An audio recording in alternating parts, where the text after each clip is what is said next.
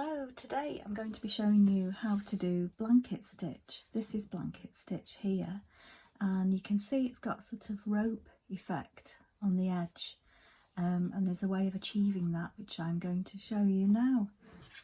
So I'm stitching here on felt. Felt is particularly good for blanket stitch because it doesn't fray.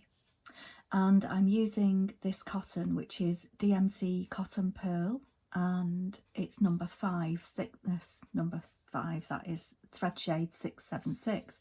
So it's number 5 medium. There are 3 thicknesses in this range and they are all bonded, so they're not like stranded cotton, you can't separate them, which is particularly good for blanket stitch because it sort of stays in place, if you like. There's no fraying as you're doing it, so it's a joy to use for blanket stitch. So is felt.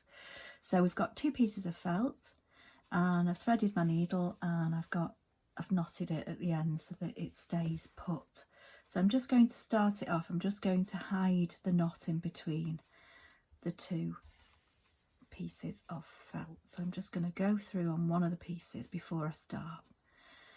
Right, to start this, you work from back to front, and you go in at the same place on the back as you do on the front, and you pull it tight, but before you pull it extremely tight, you just loop through. So this is just to start like that there, and then you work from back to front. So what we're going to do is we're going to aim to get the stitches the same sort of distance. That looks very neat if you can do that. And you might need to practice a bit.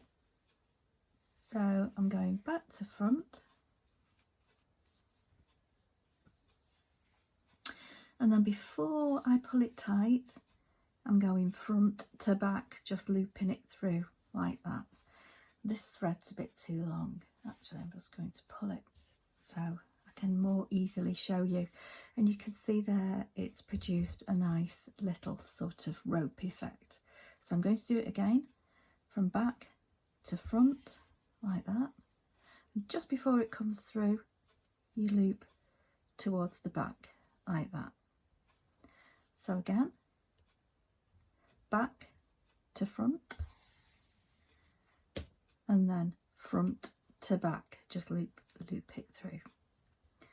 And it helps to sort of say that little rhyme. When I was learning it wasn't too long ago actually. So from back to front, front to back, back to front, and front to back, like that. Now this isn't very neat, it's not as neat as this, because I'm just sort of showing you how it's done. So you can either just sort of, you can vary the distance that you go inwards. So in other words, if you go in, you can make more of a feature of it if you leave a bit more space. So back to front, make sure it doesn't catch there, front to back, and you can see it looks a bit nicer because you can see more of it. I'm going to do that again. Back to front and front to back, and that's it. And it can be used for edging all sorts of things. This one is particularly used in my products in the needle case ranges because they're made with felt and it provides a really decorative nice edge.